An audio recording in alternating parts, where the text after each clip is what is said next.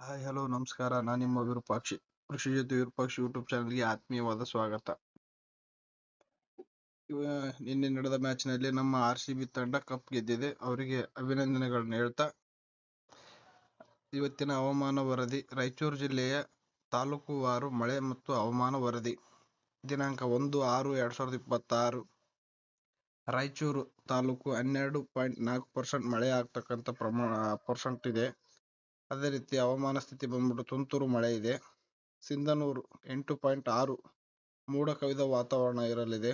ಲಿಂಗಸೂಗೂರು 15.2 ಸಾಧಾರಣ ಮಳೆ ಆಗುವ ಸಾಧ್ಯತೆ ಇದೆ. ಮಾನ್ವಿ 10.8 ತುಂತುರು ಮಳೆ ಆಗುವ ಸಾಧ್ಯತೆ ಇದೆ. ದೇವದುರ್ಗ 9.4 ಮೋಡ ಕವಿದ ವಾತಾವರಣ ಇರಲಿದೆ. ಮಸ್ಕಿ 7.6 ತುಂತುರು ಮಳೆ ಆಗುವ ಸಾಧ್ಯತೆ ಇದೆ. ಸಿರಿವಾರ 11.3 ಸಾಧಾರಣ ಮಳೆ ಆಗುವ ಸಾಧ್ಯತೆ ಇದೆ. ಅರಿಕೆರ 6.8 ಮೋಡ ಕವಿದ ವಾತಾವರಣ ಇರಲಿದೆ.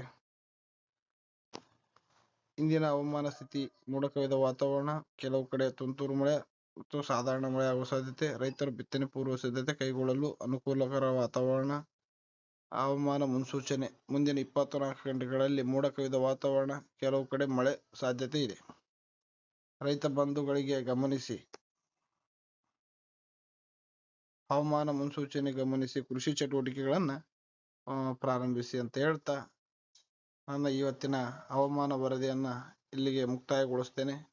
ಜೈ ಜವಾನ್, ಜೈ ಕಿಸಾನ್, ಜೈ ಕರ್ನಾಟಕ.